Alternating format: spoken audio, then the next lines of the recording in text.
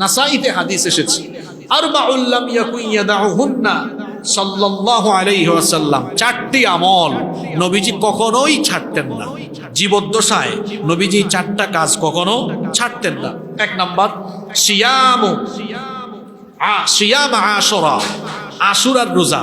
এ তো জিলহজ মাসের পরে মুহররম মাস আসলে আমাদের দেশে কিছু মানুষ হাই হাসান হাই হুসেন, কিছু মানুষ পাবেন হাই হাসান হাই হুসেন, আর কিছু মানুষ কারবালার ঘটনা নিয়ে পড়ে আছে। অথচ আশুরার দিনে যে রোজা রাখতে হয়, এই নবীর এই সুন্নতটা অনেকেই সেদিন আমল করে না। অথচ এই আমল নবীজি কোনোদিনও ছাড়তেন না। রমজানের রোজা ফরজ হওয়ার আগে মুসলমানদের উপরে আশুরার রোজা ফরজ ছিল।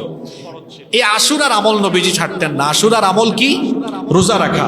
দুই নম্বর ওয়াল আশর, ইয়ানি আশরে জিলহিজ্জা, জিলহজের প্রথম দশকের যে রোজাগুলো আছে ঈদের দিন ছাড়া 9 দিনের রোজা, এগুলো নবীজি কখনো ছাড়তেন না। তিন নাম্বার ওয়া সালাসাতা আইয়ামিন মিন কুল্লি শাহর, প্রতি মাসের 3 দিন রোজা রাখা, 13, 14, 15, যেগুলোকে বলে আইয়ামুল বিদ, এই 3 দিনের রোজা নবীজি ছাড়তেন না।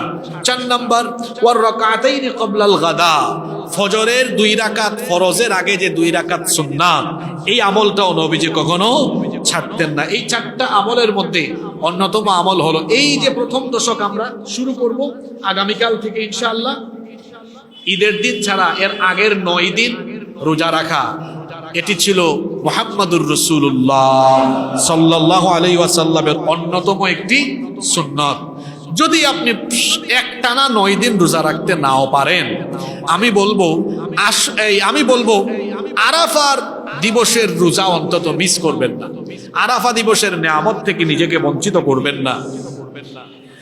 বাসাবাড়ি থেকে যে সকল মা বোনেরা শুনছেন, পরবর্তীতে যারা আমাদের এই বক্তব্যগুলো অনলাইনের কল্যাণে শুনবেন, প্রত্যেককেই আমরা অনুরোধ করব, আরাফা দিবসের রোজা থেকে নিজেকে বঞ্চিত করবেন না। কারণ এই একটা রোজার মাধ্যমে আল্লাহ 2 বছরের গুনাহ, আগের বছরের, পরের বছরের, পিছনের 1 বছর, সামনের 1 বছর, 2 বছরের গুনাহ আল্লাহ মাফ করে দিবেন। কয় বছরের গুনাহ? এই রোজাটা কি ছাড়া উচিত?